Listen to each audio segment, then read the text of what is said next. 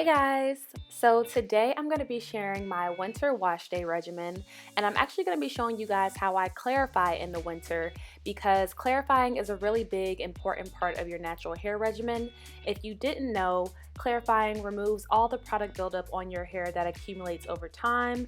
So if you feel like your favorite products don't work as well as they used to, or like your hair isn't as shiny or it's limp and feels weighed down, you most likely have product buildup and you need to get rid of it. And I'm going to just be taking apple cider vinegar to clarify my hair today. You can use a shampoo, a clarifying shampoo, but today I wanted to do something that was going to be a bit more moisturizing and natural. So I'm just taking 1 part apple cider vinegar to 2 parts water.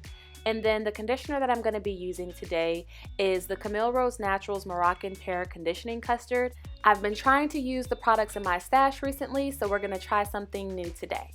So I'm just going to start the wash day routine on, this is a twist out and it's about probably a little over a week old. And I know I need to clarify because lately my hair hasn't been feeling as moisturized. And when you have product buildup, it makes a barrier over your hair and it prevents your hair from being properly moisturized, which makes your hair feel dry even when you use products that you know work for you. So to start, I'm just going to make sure that my hair is thoroughly saturated with water. If you have low porosity hair, you know this process can take a pretty long time. So it takes me a while to make sure that everything is completely soaking wet.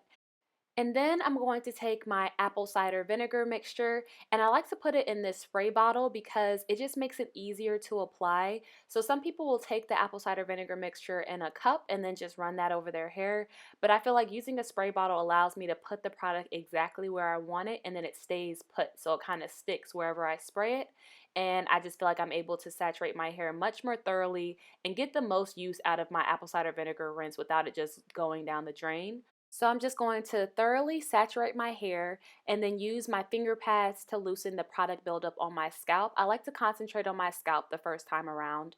And the reason why apple cider vinegar is able to clarify your hair of product buildup is because our hair is naturally acidic. So naturally your hair lies at about 4.5 to 5.5 on the pH scale, and then apple cider vinegar is 2.9. So it's pretty acidic.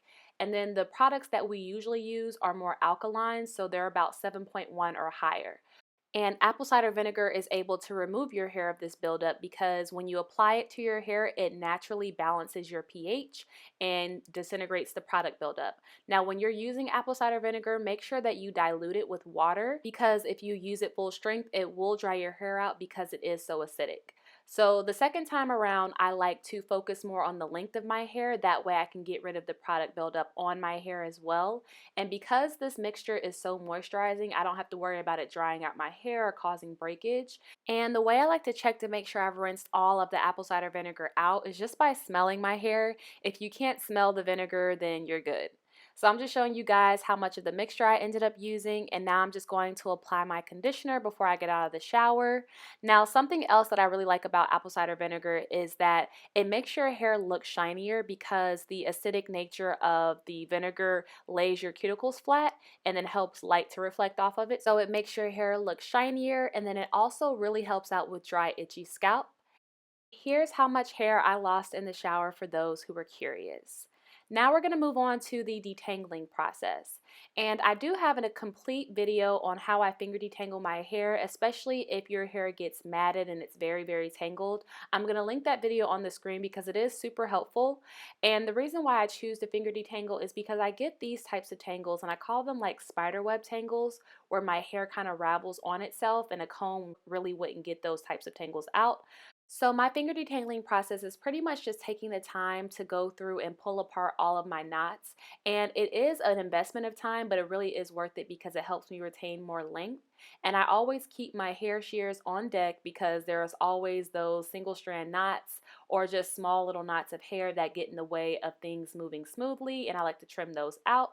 So like I said, if you want to see a detailed view of how I finger detangle my hair, check that video out. But basically what I'll do is I'll go through my hair when it just has the first conditioner on it, the one I applied in the shower, and it's kind of damp. So I'll just get rid of the bigger knots because by getting rid of the bigger knots, it makes it easier when I apply more product to get to the smaller knots. And then I'm going to wet my hair down with water because it's easier to finger detangle when it's slippery with water. Then I'm going to apply a second conditioner, and this is the Form Hydrate Conditioner. Now, this conditioner is really good for finger detangling, you guys. I never would have known. I've been trying to use more of the products in my stash, and I've done a full review of the entire Form Beauty line, and I didn't detangle with it at first. I used my all-time favorite Oyen handmade detangling conditioner, but this is very rich and thick and creamy, and it really kind of like melts your tangles away, so I like it a lot. But yeah, this is the section completely detangled, and now I'm just going to go ahead and do that to the rest of my head and rinse out all of the conditioner. So once I rinse out all the conditioner, here is how my hair looks. And we're basically just going to go ahead and move into deep conditioning. Now, I've recently discovered a little trick with my deep conditioning routine in the winter, and I'm going to show it to you guys today. And basically what I like to do is double mask. And basically what that means is I'll take two different masks with two different benefits and apply those to different sections of my hair depending on what that section needs. So I got the idea for this because my crown is a completely different texture of hair from the rest of my head, and I finally realized that it just has different needs from the rest of my hair because of this. So I'm going to be taking a moisturizing deep conditioner, and I'm also going to be using a light protein deep conditioner, and the protein one is going to go on my crown. So first we're going to take this coconut kukui double moisture overnight mask from Origins, which I love, already did a review.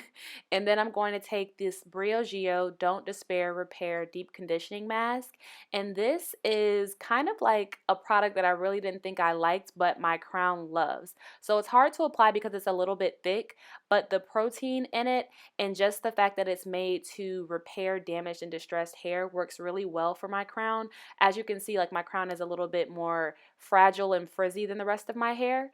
And for those of you guys who ask me how I get my hair so defined from root to tip, a large part of that is the fact that when I deep condition, I make sure I put a lot of deep conditioner on my roots and then drag it down the rest of my hair. Usually when your hair is frizzy, that's a sign that it's thirsty because it's trying to pull moisture from the environment, and that's why it's not smooth. So if you just take the time to really feed your hair and moisturize it by deep conditioning, it'll be moisturized from within. So I ended up deep conditioning with this for about 45 minutes under a hard hooded dryer, and then I had to go to sleep, y'all. Y'all know my wash days are like 2 days because they take so long. So here's the next day, and this is when we're going to get into the styling process. Now, I wasn't really sure what products I wanted to use today, so I tested a few different combinations to see if they played well and if it got the consistency I was looking for. So this first one was a little bit lighter than I wanted, so I tried another combination, and this one ended up being a lot more rich and creamy and thicker, which is what I wanted to help me with the cold from the winter months. So I'm going to go ahead and apply this during the styling process, and here is what my hair looks like after rinsing out the deep conditioner. And I really like double masking because I'm able to give each section of my hair exactly what it needs. So if I would have just used the moisturizing conditioner all over my head, my crown would not look this good or feel this good. So to prep my hair for my styling products, I'm just going to wet my hair down with warm water. And I like to use warm water because it opens up the hair cuticle and makes my products easier to penetrate my hair. And I'm just taking this Bakura Honey Latte Detangling Hair Milk as my leave-in. Now, I'm not sure if I've told you guys about this product before, but I've used it about 3 times now, and I really like it a lot. It's a little bit more lightweight than I usually care for, but because it's so lightweight, it plays well with a lot of different products, and it smells so good. It smells like nectarines and vanilla. So my moisturizer for today is the Mielle Organics Avocado Hair Milk, and this product is really rich and creamy and has a nice weight to it, especially for the winter months. And then I'm going to use an oil to seal in all that moisture, and I'm using the Camille Rose Naturals Herbal Tea Seal and Soften. And I like to layer my products, especially in the wintertime, because you get multiple barriers of protection from the cold and the wind, and it just helps you sustain moisturized hair longer throughout the week. Now I'm going to be doing something a little bit different for styling this week. I'm going to be blow drying my hair and get like a stretched look. So I like to blow dry my hair on hair that's already been stretched. So I just flat twisted 4 sections of hair and I ended up letting it dry overnight. And I wish that I hadn't. I wish that I would have just went ahead and blow dried my hair when it was about 60 to 65% dry. And I'm just using the Mielle Thermal Heat Protectant Spray from the Mungango Oil collection to spray on my hair before I get into the blow drying process.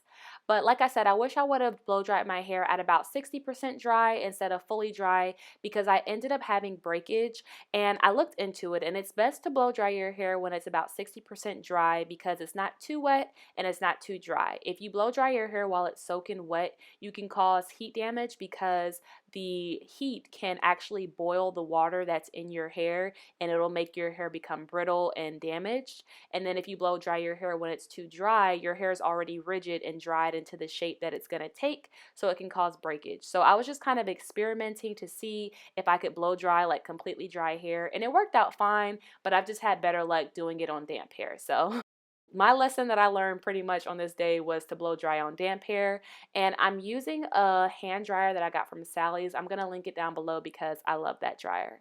But here is what my hair looks like.